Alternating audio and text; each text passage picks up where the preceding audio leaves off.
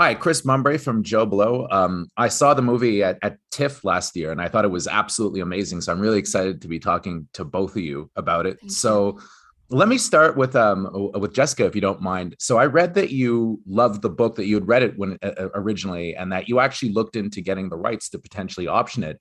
And I was just wondering, what was it about the story that resonated so deeply with you that you wanted to see it turned into a film? Um, I was actually, it's interesting. This is the strangest story. I was invited to go spend some time with Mikhail Haneke, and he's, as a Amazing filmmaker, director. yeah, amazing director.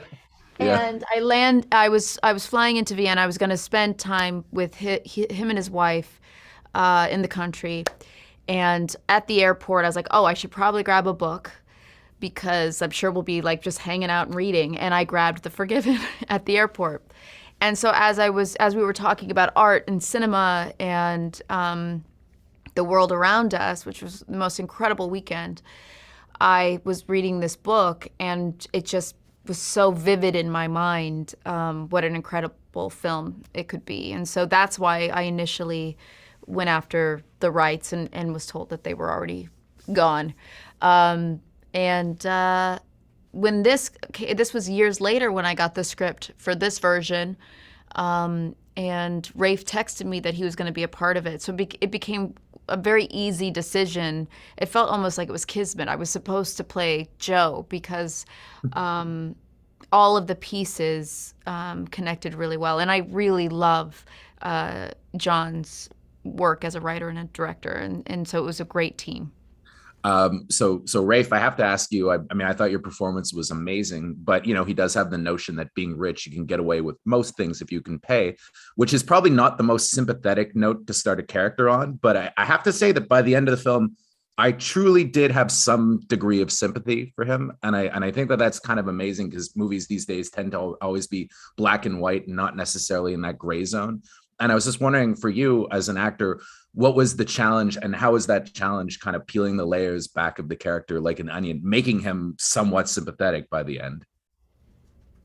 Well, I think it was on the page. I mean, I think that this was a man, as you just say, he was entitled and thinks, as you say, money can buy him out of any problem.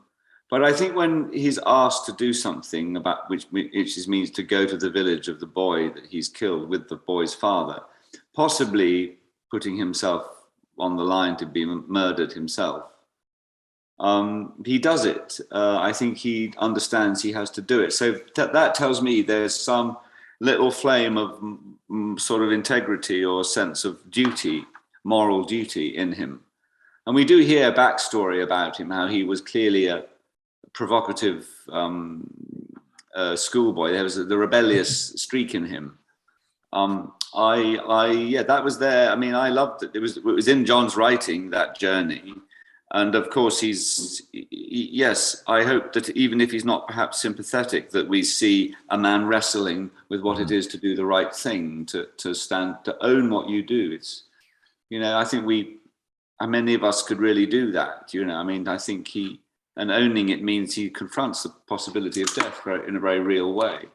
So I think he has a kind of courage in the end, which I liked about the character, and I'm glad that you felt that way about it. I think that makes me feel that something worked. Oh, well, thank you very much, both of you, for your time. I really appreciate it. Thanks. Thank you. Nice to see you. Nice to see you too. Bye. It's 400 miles to Asna.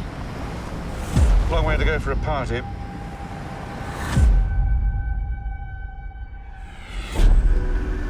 Face it, David, we're lost. That's the town. No, it's not. This is the town. No, David. Don't be so bloody stupid.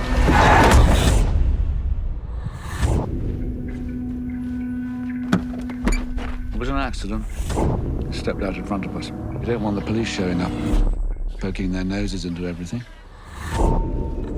You got into a car with a drunk, which makes you an accessory. I feel like I've been an accessory for a long time now.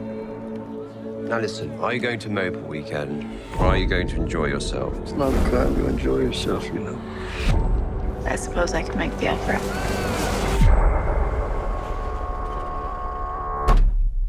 You didn't mention money? No. He wants you to return with them to bury the boy. It is customary in these parts.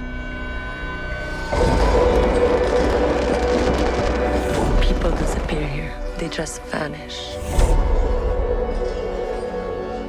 واقطعوا لي السمعة ديالي يدي واحد واحد طرق طرق طرق اقطعوا لي اللسان ديالو.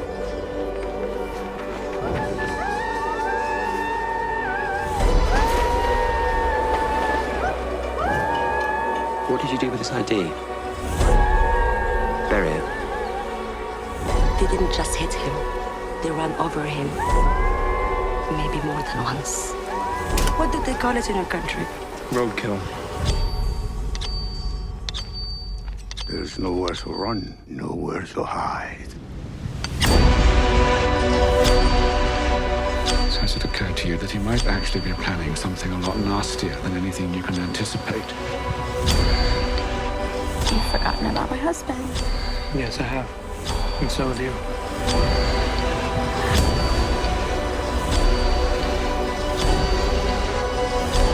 Why did you come here?